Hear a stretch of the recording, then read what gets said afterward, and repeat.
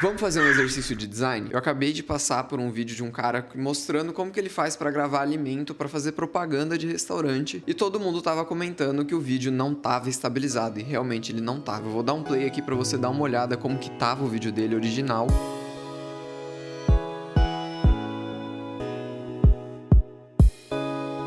Deu pra ver como ele tava todo travadinho, né? Eu vou puxar o meu ponteiro aqui pro início do vídeo. Beleza, eu peguei aqui bem no comecinho do vídeo e a gente vai fazer o quê? Um tracking de câmera pra gente entender o que tá acontecendo e o software poder estabilizar. Então vamos descobrir como que esse software de motion design, esse software que é o After Effects para edição e efeitos especiais, digamos assim, ele pode melhorar um vídeo que a gente produz para alguma marca. Aqui na opção de janela eu vou selecionar para exibir o controlador. No meu caso ele já tá exibindo aqui, eu consigo selecionar ele, eu vou selecionar a camada que eu quero e vou clicar aqui ó, em estabilizar movimento. Surgiu esse ponto aqui que é justamente um ponto de tracking, eu preciso centralizar ele em algum ponto que fica visível o tempo todo durante o vídeo e eu preciso que ele fique perceptível para o vídeo para ser fácil de fazer o tracking. Vou colocar ali, vou aumentar também um pouco a caixinha de track para a gente poder ter uma noção um pouquinho melhor e aumentar um pouquinho aqui a caixinha. Tá joia, isso daí já é o suficiente, a gente já consegue clicar aqui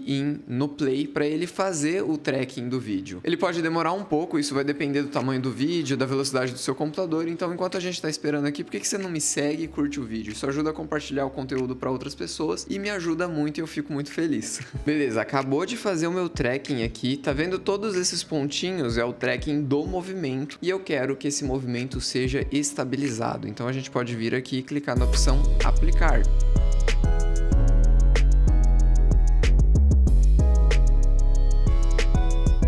Tá vendo essa borda enorme que ficou aqui? É justamente a parte do movimento em que o tracking ele precisou cortar a imagem para poder manter na posição que ela estava. Isso acontece por causa que a gravação não foi pensada para fazer esse tracking, é lógico. Existem algumas outras opções de tracking que a gente pode tentar aplicar aqui. Eu vou fazer o seguinte, eu vou exportar ela do jeito que tá e depois a gente vai tentar fazer uma outra opção. Então eu vou vir aqui e exportar normalmente, né? Clicar aqui ó, em exportar, adicionar a fila de renderização, vou mandar renderizar, provavelmente vai ser rapidinho, é um vídeo curto, né? Tem o comecinho do vídeo ali e a parte do meio que ficou com a estabilização. E agora que eu já fiz a minha renderização, eu vou vir aqui e vou dar um Ctrl Z simples, né? Beleza, eu já tô aqui de novo com o meu vídeo, dessa vez sem estabilização nenhuma. E o que a gente vai fazer? Vou selecionar essa camada, vou clicar aqui no menu de animação e vou clicar na opção estabilizador de distorção VFX e vamos ver como que vai ficar. Ele vai fazer uma análise do segundo plano e então vai fazer uma estabilização baseada nessa análise. Pode ser que demore um pouco dependendo do seu computador. Olha só, ele acabou de fazer a análise e agora ele está estabilizando e tecnicamente é para o vídeo estar estabilizado.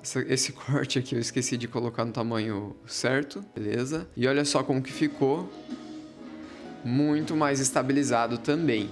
Você consegue perceber aqui pela marca d'água do TikTok que ele tá toda tremida. Por quê? Porque a marca d'água do TikTok ela fica o tempo todo na mesma posição do vídeo. E conforme você tá estabilizando o plano de fundo e a marca que tá sempre na mesma posição, você muda a posição do vídeo, digamos assim. Essa estabilização ela é um pouco menos eficiente, na minha opinião. Eu acho que ela não fica tão boa quanto a outra, só que você perde menos conteúdo do vídeo. Por quê? Na verdade, o After Effects Warp é o quê? Distorção. A distorção de movimento é o quê? O After Effects ele vai analisar o vídeo e vai alterar a perspectiva de certos objetos para garantir que pareça que eles estão estabilizados. Isso pode fazer com que o vídeo fique de alguma maneira distorcido dependendo da situação. Então você tem que escolher entre uma opção e outra qual que é a melhor, a que se encaixa melhor para sua necessidade, o que vai dar um resultado mais bonito. Nesse meu caso aqui eu preferi o segundo resultado porque é uma distorção muito pequenininha, como a câmera está se movimentando bastante em relação ao plano de fundo, ele conseguiu fazer um resultado